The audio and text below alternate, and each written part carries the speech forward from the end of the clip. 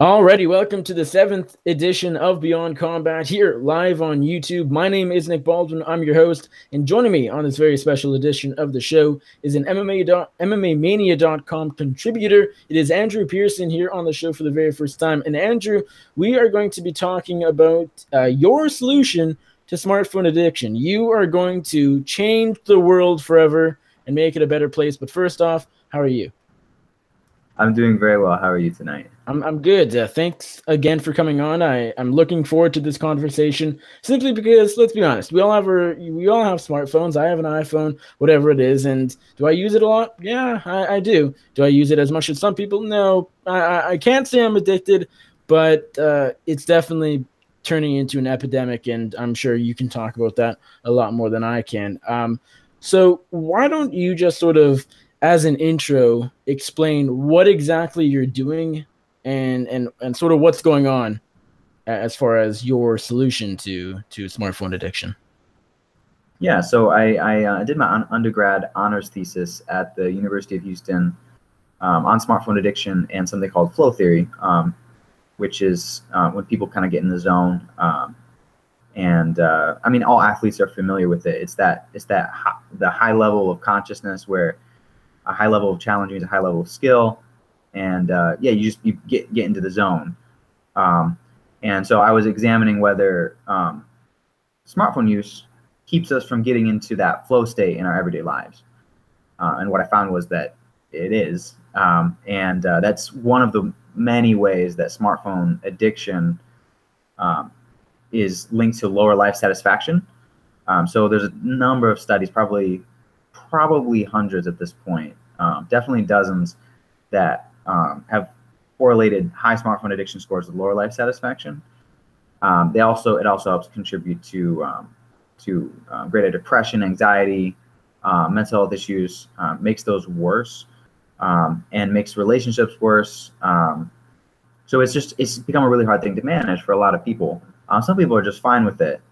I'm one of the people that has an issue with it. I actually kind of realized how bad it was when I got into writing my honors thesis, and it was hard for me to concentrate for more than half an hour. It was like, oh wow, this has become an issue.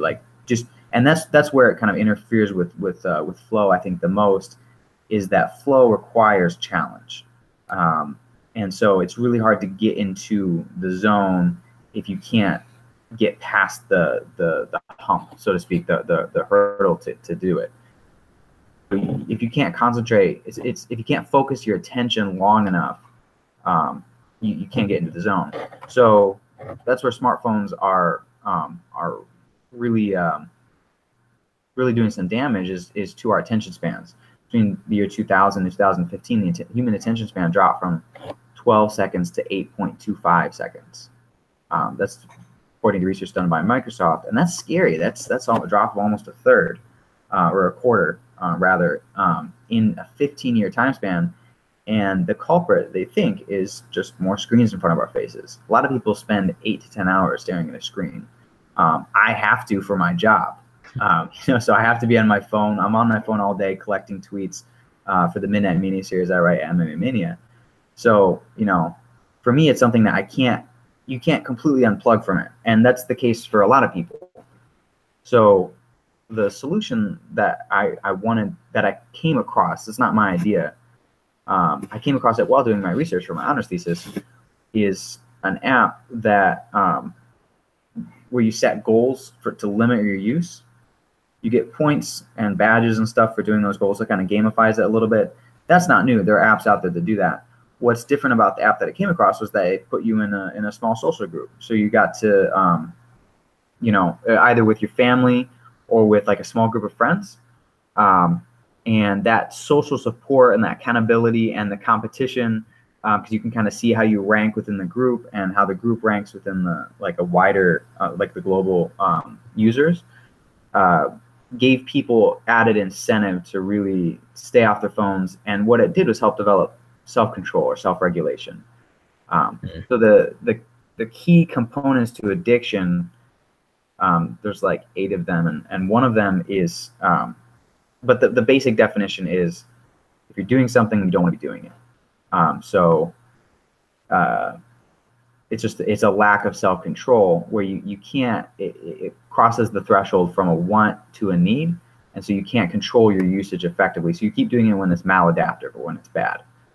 So that's where we see a lot of people, and including myself. I'm like, I've noticed I've gotten in trouble in my relationship because I pulled out the phone while my girlfriend's talking to me, and it's just something that happens completely without thinking about it, outside of conscious thought. Yeah. I mean, to get a more complete picture, like this snaring of our attention is on purpose. They call it the attention economy, and it's been around for a while, but smartphones are just the best and most pervasive tool to do it with. Is app designers and tech developers in Silicon Valley, especially with social media, hooks you into feedback loops where you see a stimulus, you see like a trigger, and you get a reward for performing an action. So I see a notification to open Twitter, and next thing you know, I'm scrolling through Twitter for half an hour. And it's like it caught me in it happens to everyone. It caught me in a feedback loop, and the faster they design these feedback loops, the more habit forming or addictive the product becomes. Right. So with your app, when you say it is the difference from things that are already on the market today is that it'll sort of make you go into a social group, as you said. Yeah. Are you talking for real in person? Like you will use this app while sitting next to 3 other people in person, or is this more of a group like on the app? That's a great question. So ideally, it's people you know in real life. So your family, your friends, and all what you do is when you want to hang out with friends or study or get work done or even just spend some time unplugging. You set a goal up to 2 hours. You hit the button, you set the phone down or put the phone away, and then you try to stay off the phone for that amount of time. And that can be challenging. Sometimes you have emergencies they have to do. So you want to be able to answer your phone if it's an emergency or if you have to, but you want to be able to control that. So the experiments they did, about 70% of the time, people were able to complete their missions. But the people with a social component, because that actually means something. Like the best way to break a habit or to form a habit is to do it with friends, right? Like if you're going to do something hard and like painful, right? Like I was just fasting, and it helped so that my girlfriend was also fasting, so we could share in the misery. Like we're sitting there dying. I was like, why were you fasting? Just out of curiosity. I was fasting for spiritual reasons. I wanted to get that clarity, sure. And also just for health. It apparently does good things to like clear up your skin and like help with like clearing out like toxins and things like that. Right. So I don't always eat the best, so I thought it was a good idea. Can't hurt. Yeah, and same thing with like working out. The times when I've had best results working out is just you get a group of friends and you go with them on a consistent basis. So it's just the mixture of accountability and like social learning. So I mean, if you're in a group and someone in the group is like setting 2-hour goals, and they're getting ahead of you in terms of points, if you're at all competitive, you're going to set longer goals. You're like, okay, this is what's normal. So I'm going to set longer goals. The problem with social learning in terms of smartphone use is everyone's on their phone all the time. So what's normal is like actually really unhealthy. The average I think is up to 5 hours now on your phone with screen time. And on a bad day I'll come close to that, but I'm not usually that bad, even though I have an issue with kind of controlling how I use my phone. So if I look at that and I say, oh man, I only spend 3.5 hours on my phone, I'm actually doing pretty good. I'm not doing that bad. And then it fosters unhealthy use. That around where you're learning healthy use. So just to clarify how the app works, basically it's like, as you said, you mix in almost a game aspects of it, getting points, getting badges, as you said. But basically it's like set a timer, don't touch your phone for that amount of time. Yeah, it's a really simple concept. Did you ever? And so. Sorry, go ahead. Go ahead. I was just gonna say, I find it interesting. Like when I first think about it, sometimes it seems I don't know how to explain this, but I feel like sometimes with certain things, you don't want to. Well, I don't know if fighting fire with fire is the right way to put it, but trying to get away from your phone by having an app on your phone. Did that ever come across as maybe an issue, or because the app is so much about turning your phone off, setting the timer, was that not an issue? No, it is. It's ironic that you're using technology to fight technology. But I think, yeah, there's an irony there, and Did and you I think don't about recall. that? What was that? Did you think about that as you were thinking Yeah, about this? Yeah. I definitely did. Yeah, I mean, it's you're downloading yet another app that's gonna try and form a habit. In this case, the habit is to help you manage the other habits. And so it's I mean, like, ideally you would just be able to set your phone down for like long periods of time and not think about it, um, without needing something like that. But like the issue is, how do you live in this ecosystem? Because we're not getting away. Most of us are not getting away from our smartphones. They're too useful. They do too many good things. So it's like, how do you live in a healthy manner within this system? So yeah, there's some irony there, but it seems like a pretty one of there's a lot of ways to approach it. It seemed like one of the ways that, even though it's ironic, seemed effective. So, what is the status of this app? Which remind me, it is called Switch Kick, right? It's called Switch Kick. So that's Which is another ironic point, just with you covering MMA and Switch Kick. But quickly, did you think of that because you watch MMA? yeah, definitely. I was trying to think of something that was like, make a change, make a switch, and then I was like, Switch Kick. Oh, I've always liked It's a good name. Yeah, so I mean, it's the working title, Right. and yeah, it definitely pays homage to my martial arts. Sure. So what is the status of the app? I know last time I had mentioned this to you, because I know I had mentioned to you possibly coming in. I think we first started talking about doing this back in maybe November, early December. You said you were launching the Kickstarter in January 2018, this month, and Yes. so it would have been better to do the show then, and so we waited, as everyone can see. Is the Kickstarter going? What is the exact status of the app? Is it still just So an idea? Is it developed? Where are we at? so right now I'm putting together the video for the Kickstarter, and I'm putting together the Kickstarter campaign. So I'm hoping that it launches in February, as that's the tentative date. So Case Hearts, he's another MMA, does the video for a lot of MMA stuff. Including I think he does some for Bloody Elbow too. And he's helping me put with the animation aspects of the video, but I also want to have human faces in the video as well. So I just interviewed Dr. James Roberts, who wrote a book on smartphone addiction, up at Baylor.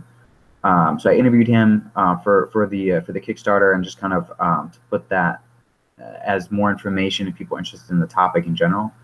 And I'm gonna be interviewing Dr. Chelsea Young, who's my mentor, and then basically collect some B-roll footage, put together a video with Case's animation, and then hopefully I'll get all that done by February, and then I'll launch the Kickstarter. So Okay. it's still a work in progress. I'm working around, obviously my work at MMA Mania takes up my evenings, and then I have a day job as well. So I work 4 days a week at UT Health as a research assistant. And I assume that with the Kickstarter yet to start and with no one yet to donate and contribute, the app isn't built yet. I guess No, that's it's self-explanatory. entirely a concept at this point. Okay. So, if anyone wants to steal it, they can go ahead and do that. You got to get that patent, I guess. Yeah, I right got it now, right after the show. That's right. Yeah, I'll just apply for a trademark. It's actually pretty hard to trademark apps.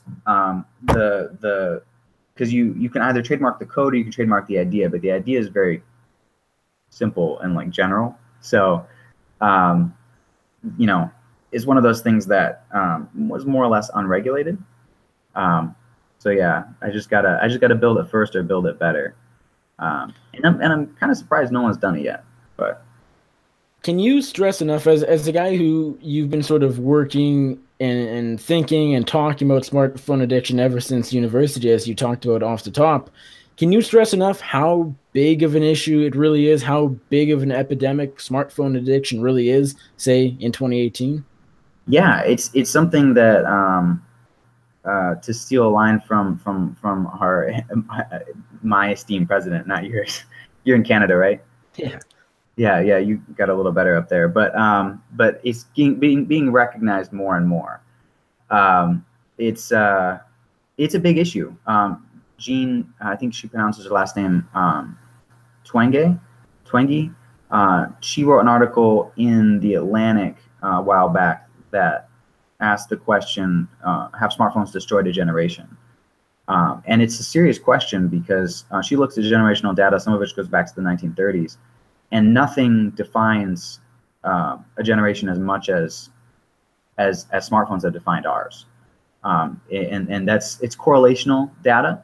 So she's drawing an inference that is hard to prove causally, but it's pretty obvious from the data that that's the culprit.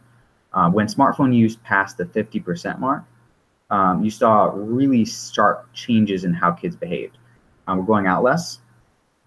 We are safer physically. We're also more depressed. We're more likely to be staring at the ceiling in our bed, keeping up our 80 plus a day Snapchat stories.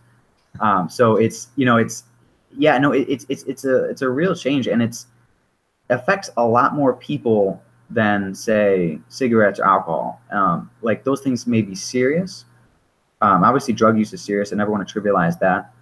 But this is something that 85% of people, I think it's something like 80% or 78% of people in America have a smartphone, and it's like 95% of young people.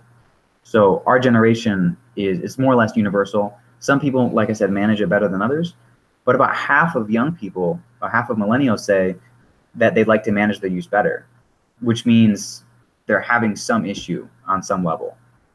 So yeah, I mean, it's a serious problem.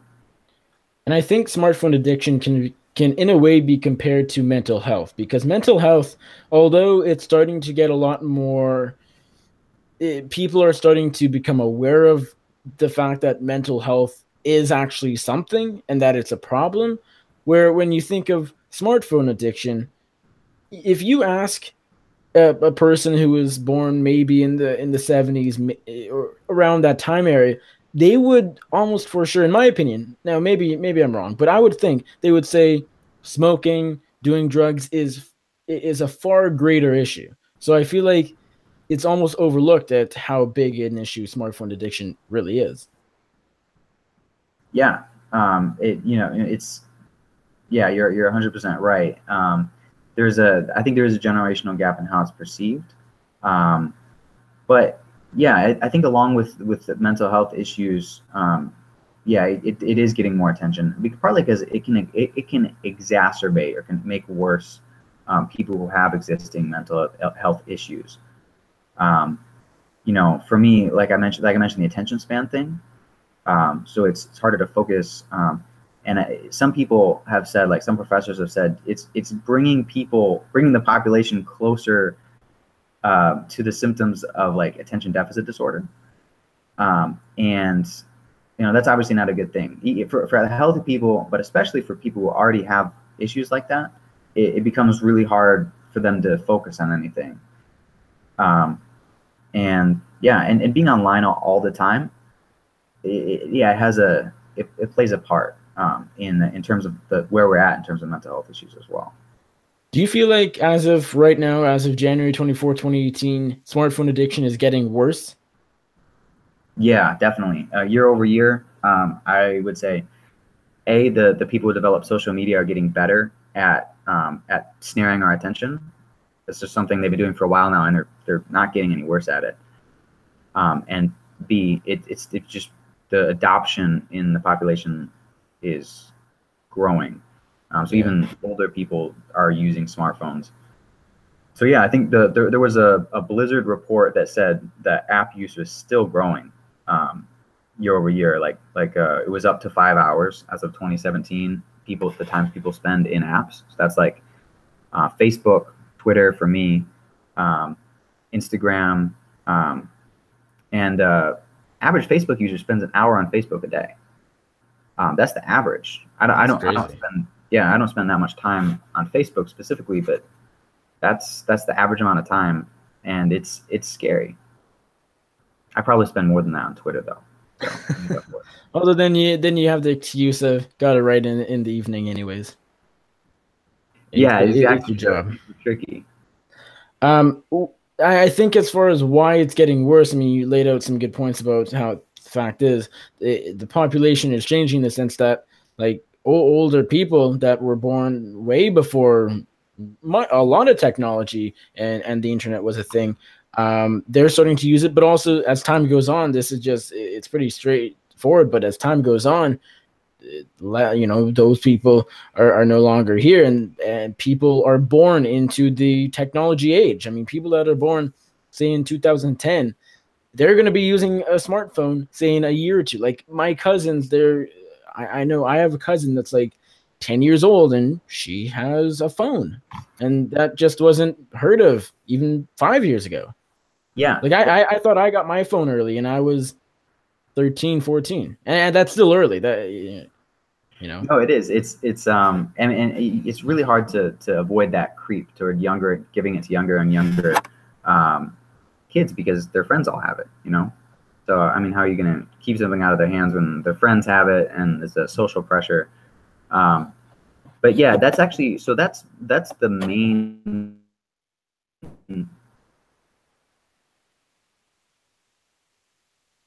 demographic for them. Kids who grow up using this tech have to learn how to control it. The apps are out there right now for families. Some of them are good, but most of them are micromanaging apps. So where the parents can shut off their kids' iPhones or, kind of have parental control, which is fine up to a certain age. But as the kids get older, they're going to want more autonomy as they become teenagers. They got to learn to control it. If your parents are always doing the work, the kids are never going to learn to do it. And the parents are often at fault too. Well, an issue with that, an issue with parental control is that it's not just the kids. I mean, I put a lot of blame on my generation, but a lot of adults are addicted to phones too. They're not going to put parental controls on themselves. Exactly. No, that's exactly right. So I mean, you got parents looking at the phone instead of paying attention to their kids. So that's really what I like about the architecture of this app. It's cooperative. So everyone comes together and works together to find solutions. There's leadership by example. The parents' use is on there too. So if they're not taking time out of the app, the kids can see that. And they can't say, hey, get off your phone. And the kid can be like, yeah, but look at you. What's. So it's something where if everyone comes together and works together as a family cooperatively, I think that's probably the best solution we can hope for. And I know a lot of parents are really passionate about this. It's something where, parents, obviously, we all grew up with parents, and I was pretty close to mine. We were a pretty close-knit family. And yeah, they were really concerned about pretty much most of the things I was doing in life. Just they want you to turn out well. So, that's where I see a lot of interest is like parents talking about, oh yeah, no, I need this for my family. So yeah. What are your thoughts on the fact that, like, do you feel like at one point in your life you were maybe not addicted to your phone, to a smartphone, but close? Like, were you? Do you think?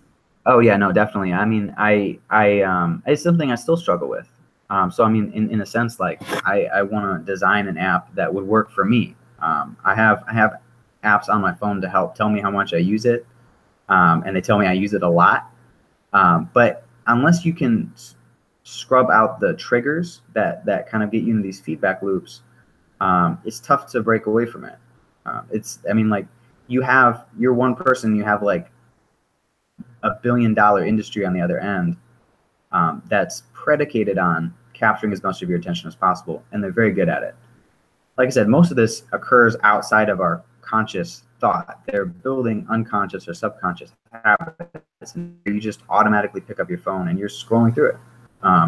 And so yeah, no, I would say like it's definitely an issue that I've struggled with. Yeah. And that's why you're so passionate about it.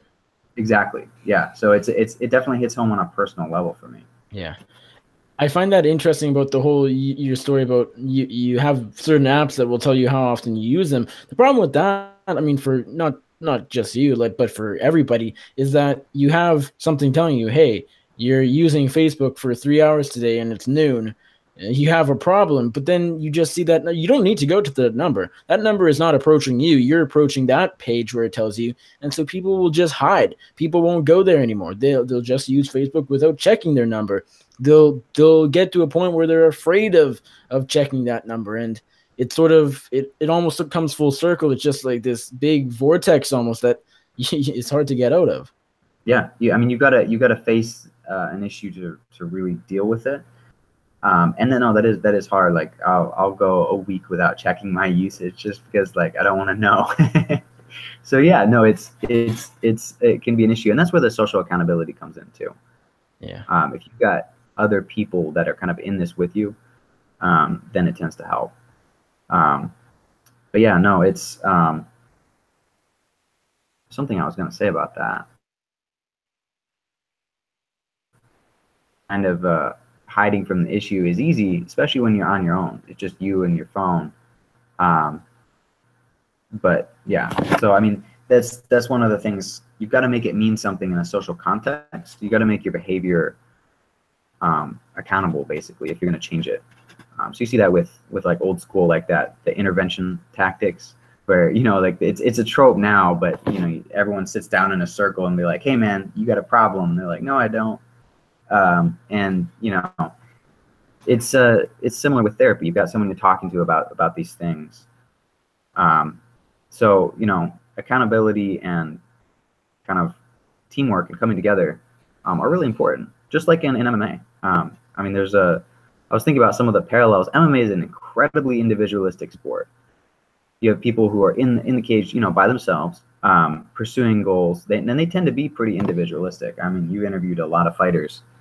But they also know you got to have a team around you if you're going to achieve those goals. There's literally zero way to get to where you want to go in MMA without the right people around you. And it's similar. If you want to accomplish, you know, make your life better, you got to have a social network around you that supports you. Do you, because you're like, this isn't something that a lot of people do, and I commend you because you're doing something that very few people do, trying to, you know, fix this epidemic and change the world. I know it sounds cliche, but it's kind of true.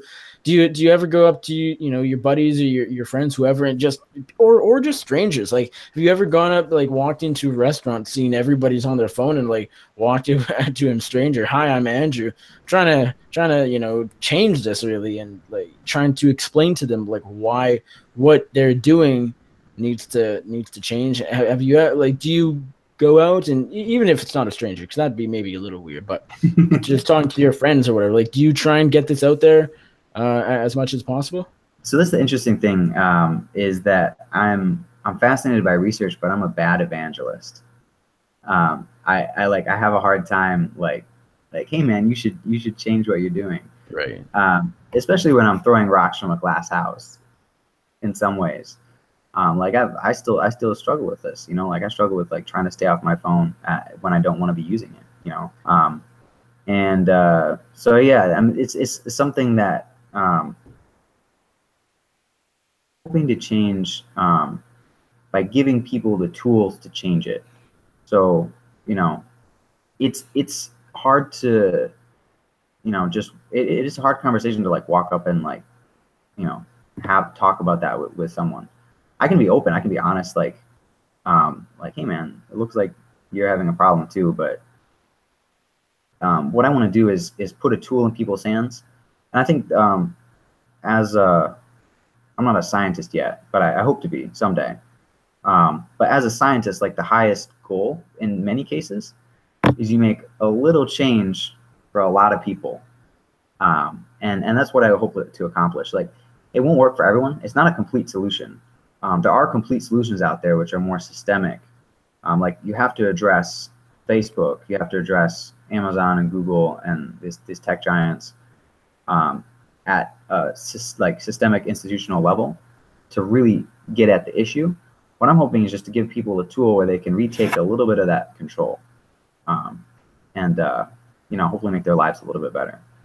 I feel like if you were to go up, as a sort of set the scene, go up into a restaurant, talk to some random guy, and say, "Hey, looks like you're having some problems." I think the problem with that is that they'd feel, as if you just got up in their face and telling them why they're, not living right, and maybe when it comes to something like smartphones, because people love their smartphones, and you all of a sudden say, "Hey, you shouldn't be doing that." People, it almost might come off as surprise, but then they wouldn't look at you and say, almost look at you as a nice guy. I feel like you can't get up in their face and just flat out tell them you're living life wrong, buddy.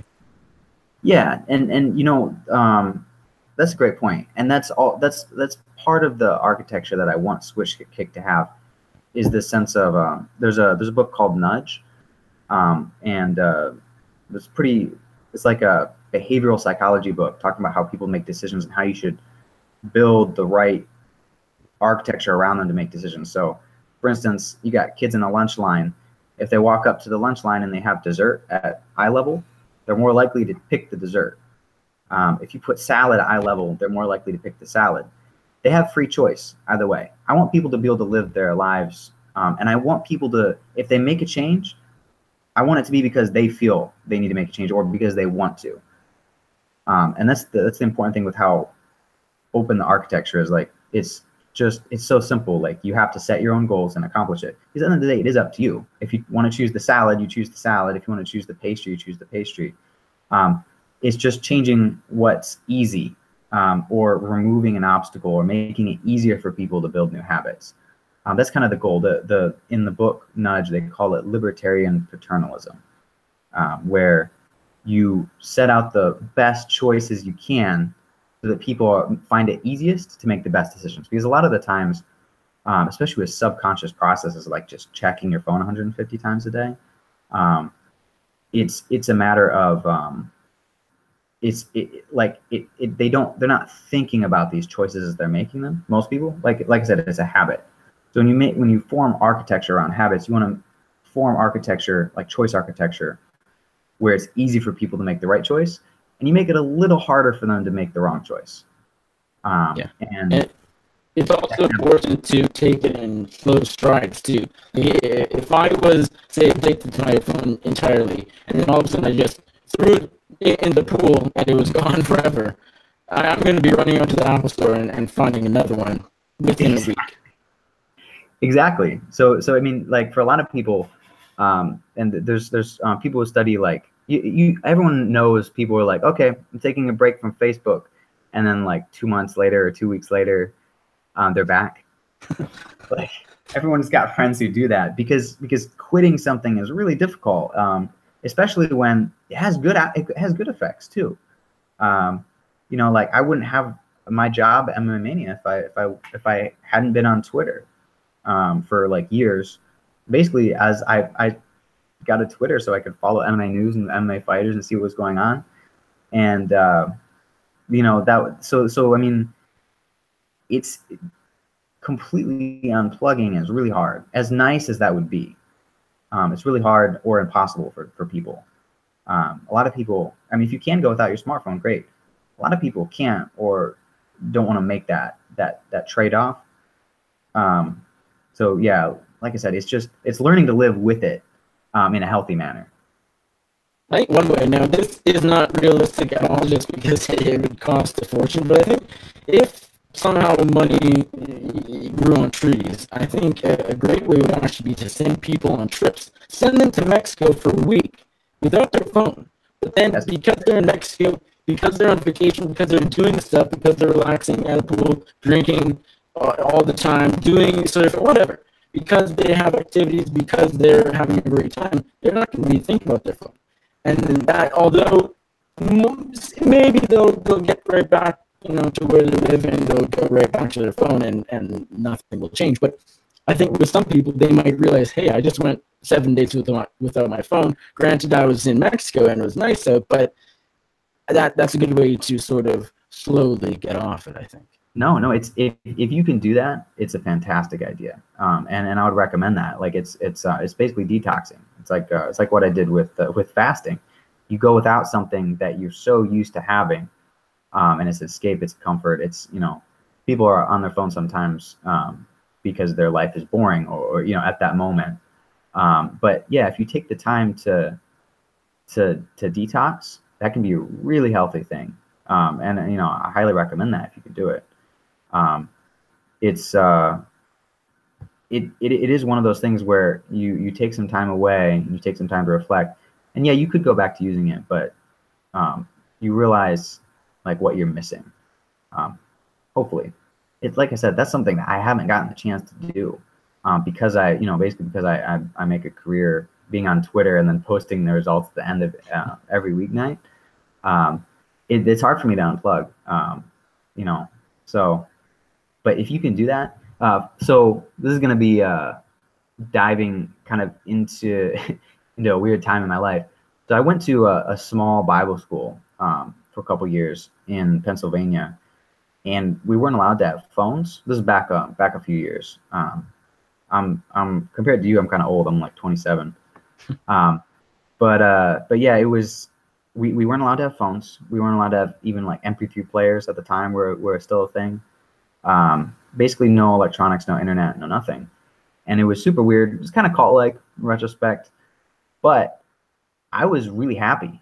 Like it was just you and the people around you, and they had a structure to the day. And you know, I just go out and walk in the fields of Pennsylvania. It's really beautiful country down there, or up there now. I'm in Texas. And I was really happy. My life felt like it had a lot of meaning and purpose, and I had a lot of clarity in terms of where I was going. And I don't think that's a coincidence. I don't think being unplugged like that and being super happy was just a coincidence. I think it was essential, like the fact that you can just have clear thoughts. Yeah, I think that's something that I miss, and I think a lot of society misses that. Is just being able to walk somewhere and you know, enjoy nature or enjoy the company of someone without a constant drain on your attention. I think stereotypically, so many people hate family gatherings. Like, oh, I'm going to the in-laws this Christmas, you know, kill me. But family gatherings, I actually don't mind. Like I enjoy them because I'm not sitting on my phone the whole time. You're actually communicating with a human being with your voice, face to face. It's kind of, it's a new thing all of a sudden. Like I don't mind. Like I like Christmas dinner. I like Thanksgiving dinner because you actually can do stuff with real people. Have you ever met someone that you only knew online, and then you met them face to face? I meet people, sure, yeah. How weird is that? I mean, I guess it's kind of weird. Just yeah. I mean, it's not super weird, but it's just different, I guess. Yeah, it's kind of different. Yeah. It's kind of cool when you meet someone that like you only know online. Like, hey, what's up? But yeah, no, there's something different about face-to-face interactions, and I think that's one of the reasons that people who spend a lot of time on Facebook are just unhappier, and that's no matter whether they're mentally healthy or whether they're not. That's like independent of anything else. They're less happy the more time they spend on Facebook, and I think it's because it's a cheap substitute. There's nothing quite like talking and being around people face to face. No, it's so true. I'm curious, when on occasion, if you walk into a restaurant and you're bound to see people on their phone, and I think the worst thing is when you have like a couple that are on a date, you know, it's two people at one table and they're both on their phones. It's like it kind of annoys me just because it's rude, like using your phone, say, in public or at a restaurant. I mean, it's definitely rude to me, but also I almost feel sorry for them because, like, again, we going back to this whole issue. It is an issue, and clearly I see, hey, these guys are on a date and they can't even talk to each other. They're on their phones texting whoever, and it annoys me in the sense that it's rude, but it also just almost makes me feel bad, and I'm sorry for them, but. What do you think? What goes through your mind? And I got to imagine when you do walk into a restaurant or any public place where you shouldn't really be using your phone, I gotta imagine you really have started to like think about who's on their phone, just because as you've started thinking about smartphone addiction more and more, developing the app, thinking about the app, it's sort of on your mind more. Yeah, I mean, you see it everywhere. It's really not that hard to walk around and find people. The interesting thing is when I talked to Dr. Roberts last weekend about this, and he's done studies specifically on this. They have a term for it. They call it phone snubbing or phubbing. And in relationships, yeah, it has a detrimental effect on relationships and in turn on people's well-being, because yeah, I mean, you would think that, you know, everyone's used to it by now, so it's not a big deal. That's not the case. People still feel bad when it happens, and oftentimes when you see one person pull out their phone, the other person has their phone out. So it's if one person pulls out their phone in a couple, the other person will be quick to follow suit because they don't want to feel left out. So our brains haven't changed in like 1,000 years, a couple thousand years. And technology has been changing much, much faster. So the way our brains work has not caught up to technology. So yeah, no, it's a bad thing. And yeah, you see it all the time. Everyone does. I mean, you could walk into a restaurant, it could be me. And no, it's something that like I think about. But it's just it's difficult, frankly. It's difficult to like completely manage that, especially when you get a notification.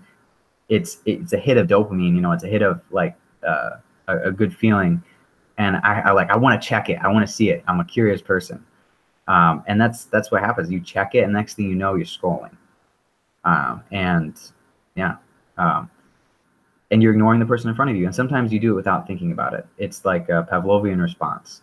You hear the buzz, or you hear the notification, and you just immediately check it. What I've actually done lately is I've turned off any noise, so I don't get notifications, which is actually nice because I can go like 30 seconds without thinking about my phone consciously. And I've turned off all notifications from certain apps like Instagram. I don't get any notifications from that. What they recommend, guys like Tristan Harris, who's a former Google design ethicist, is that you scrub the triggers. So anything that doesn't come from a person, you scrub it. Don't get a notification that's just Instagram saying hey, this person posted something. I don't care about that. I don't want to know about that. So anything that's not coming from another human being, that's not a communication I need to see, I take it off that. They recommend you don't sleep with your phone. I still do that, but it would be healthier if I just got an alarm clock. So it's not the first thing that you're checking every morning.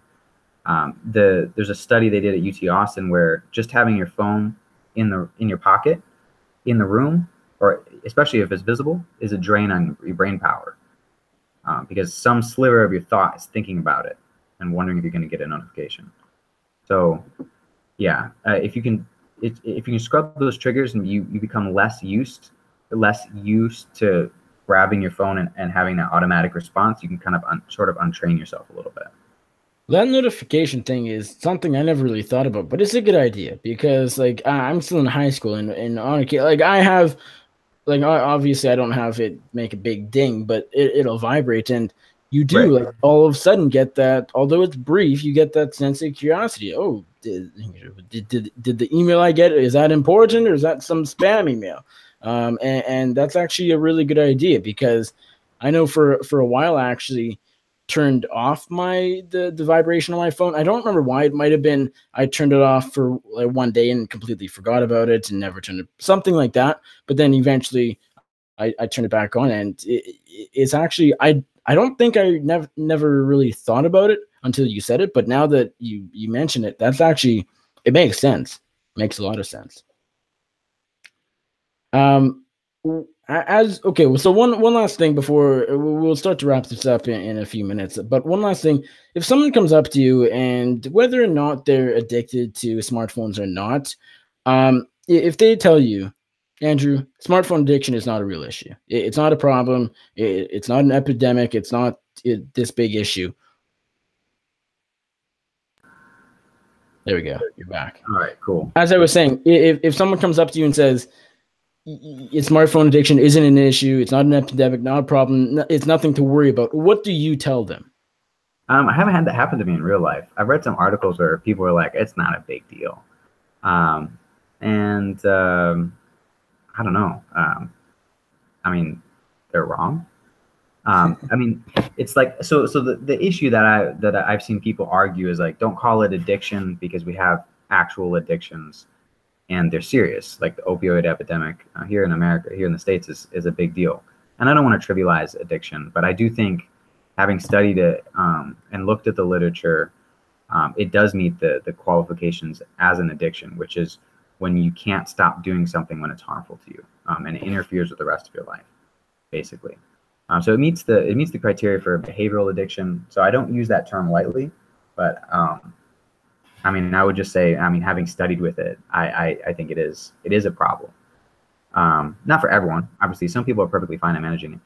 You said you're still in high school. Do they let you have the phones in the schools and the classrooms and all that? Oh yeah, like I can. Obviously, like they don't want you to pull out your phone during a lesson and like just start texting. But like it's not. It's in my pocket at all times. Yeah, it's not like you have to leave it at the front or leave it in your locker. You can have it on you.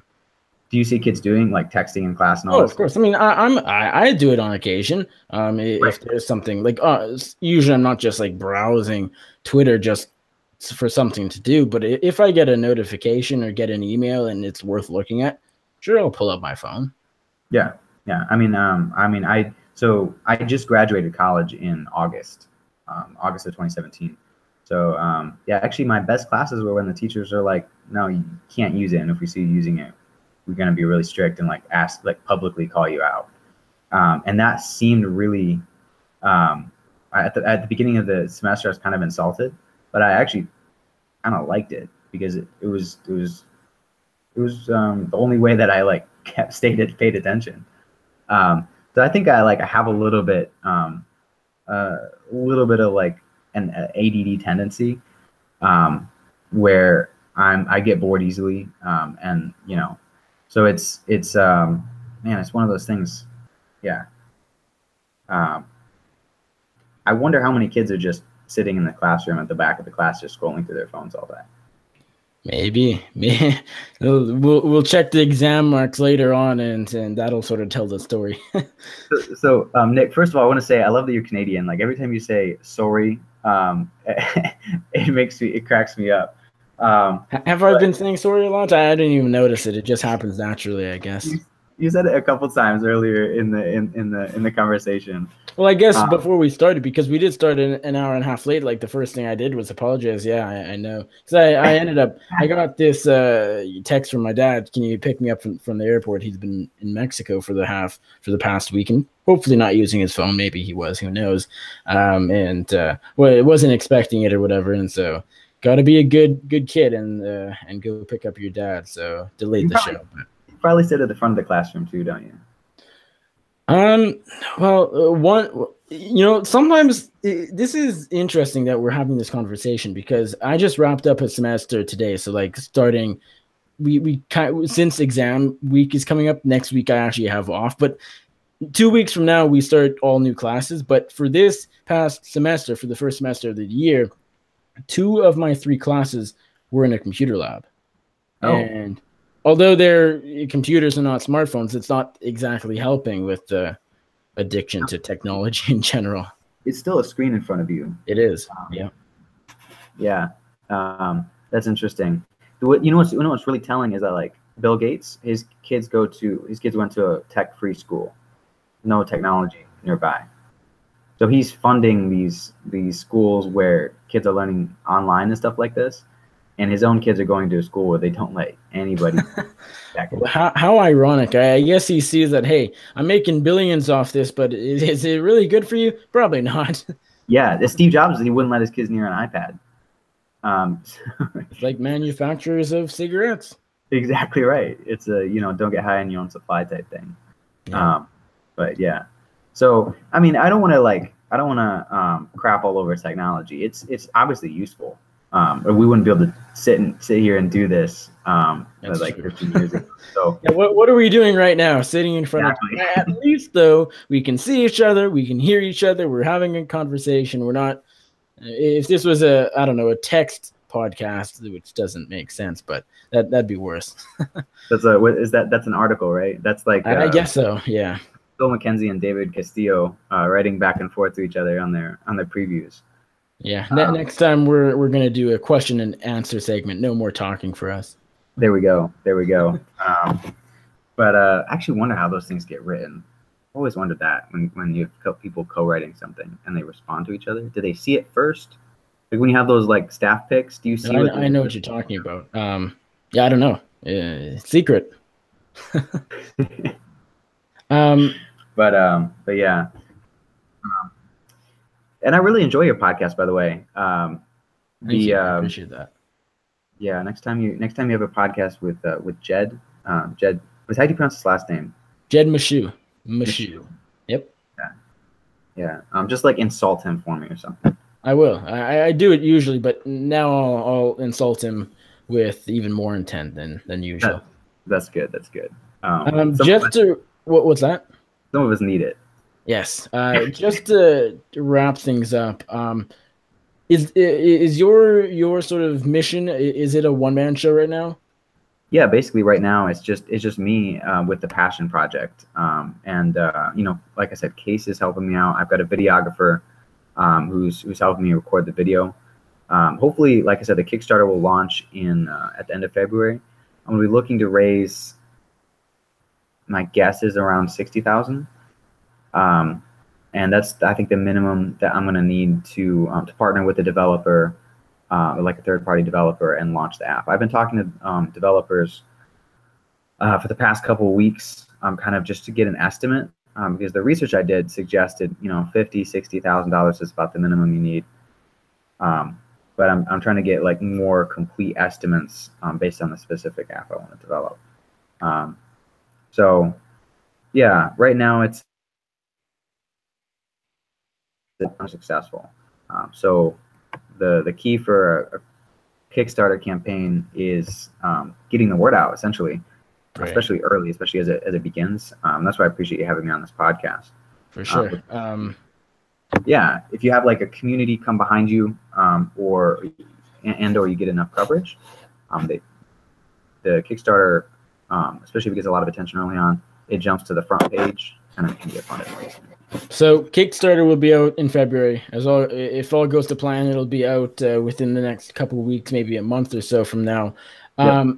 If you raise the $60,000 plus in a fair amount of time, like when do we have a timeline for when this can, like, I can pull up my phone and download SwitchKick? Do we have an idea or not? Yeah, yet? I'm hoping by 2019, by the end of 2018, I'm hoping that I'll be able to launch it. And if I don't get Kickstarter funding, there's other routes that I'm planning on taking.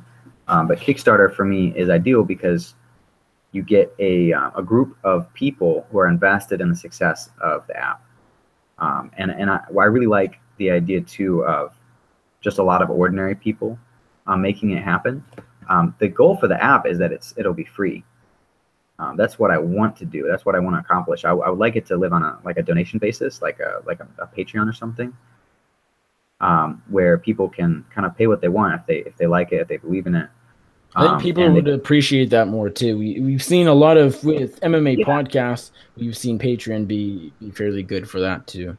Yeah, that's actually where I kind of got the idea. I was like, oh, that's how I discovered Patreon. You've got a number of podcasts like Heavy Hands is supported on Patreon. Jack Slack's podcast is supported on Patreon. Even like BJJ Scout, a bunch of kind of MMA. And I know now TJ DeSantis' stuff is on there, is it? I think too. Yeah, with the Share Dog stuff really being no more. Oh right. Man, yeah. Talk about the MMA media original. Yeah, true. But yeah, and then I think the Co-Main Event podcast is on there. So I see that was kind of where I got the idea. Like, if people are passionate about something, if they care about something and they're engaged with it, either they'll support it.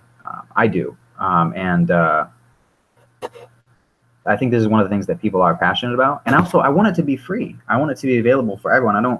Because most people, regardless of how expensive or non-expensive it is, are not going to purchase a subscription. And I don't want to hide it behind a paywall if I can possibly help it. So the goal is that, like, this is a problem millions of people face. So I want the solution to be free if possible. So. Yeah. Liam Hughes, who is a longtime listener of all of my shows, including this one, apparently, he just said in the YouTube chat, Andrew should hire @John Jones and @Daniel Cormier to make the app be hilarious. I actually talked to John Jones about it. I messaged him about it. Yeah, because John Jones is homeschooled just like I was. Okay. So we had some common ground, and we chatted a little bit about that. Really cool guy. He does game development, so it's kind of a separate thing. Right. But yeah, that's a good shout out there. I love @John Jones on Twitter. The real John Jones. Liam also appreciated your little dig at Jet as well, and for what it's worth, he also threw in, quote, I'm too old for this episode, in brackets 35 years old. I only use Twitter email on my laptop, never installed apps on my phone. Liam Hughes, you are a good man. You are leading the way to stop smartphone addiction. Yeah, behind Andrew, of course. Be a millennial too. What's that?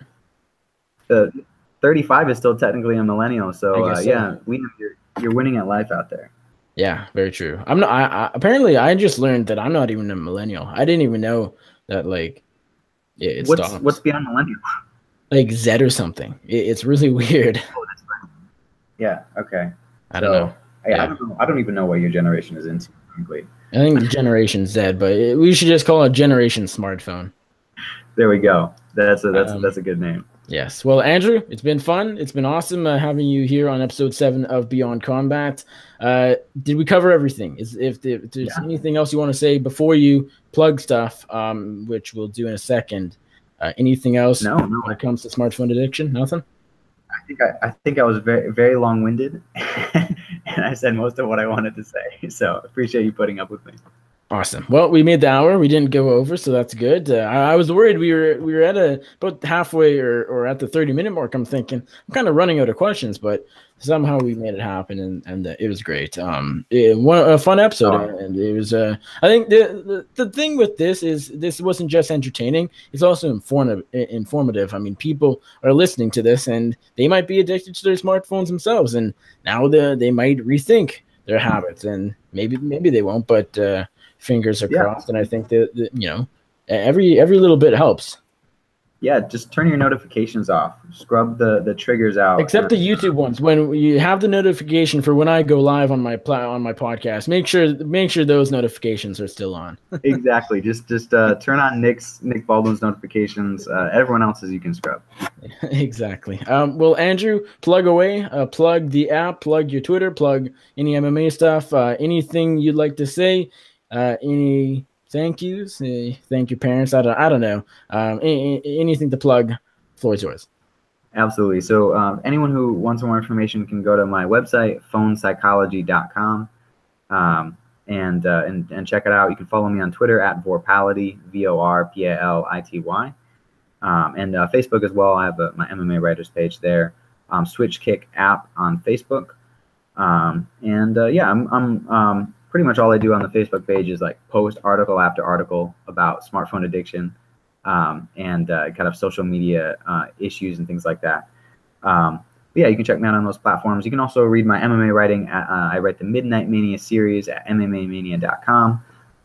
And as I've alluded to throughout the show, it's basically a compilation of whatever happened on social media that day, which is a surprising amount. There's a lot happens in the 24-hour social media cycle in MMA. So there's always content, and yeah, you can check that out. It looks like in about 2 hours.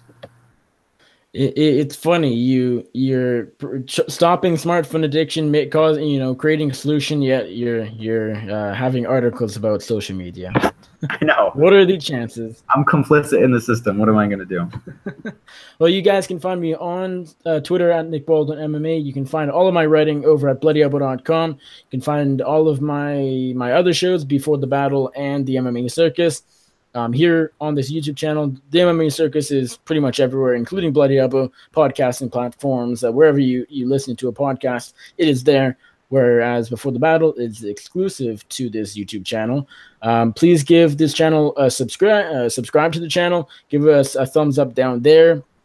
If you have any feedback for Andrew, for me, for anybody, leave it down in the comment section below. We would appreciate it. Any feedback, comments, things you hate, things you kind of like about us, anything you want to say, go write it down. I mean, the YouTube comments are open and free for a reason. Go use them if you would like. I think that's pretty much it. Check out my interviews. I had a bunch out last week, not too many this week. I talked to Jessica Rose Clark earlier today, and she's of course coming off the UFC St. Louis win 10 days ago exactly against Paige Van Zandt, and that was actually my first video interview. So now all of my interviews with fighters have been just audio. Now it's going to be you're going to be able to see my pretty face, but more importantly, you'll be able to see the fighter as well. So that will be out hopefully tomorrow. That is the plan, anyways. Having troubles editing the video for first time, so hopefully it'll get easier. But thank you all for watching. We appreciate it. For Andrew Pearson, my name is Nick Baldwin, and we're out.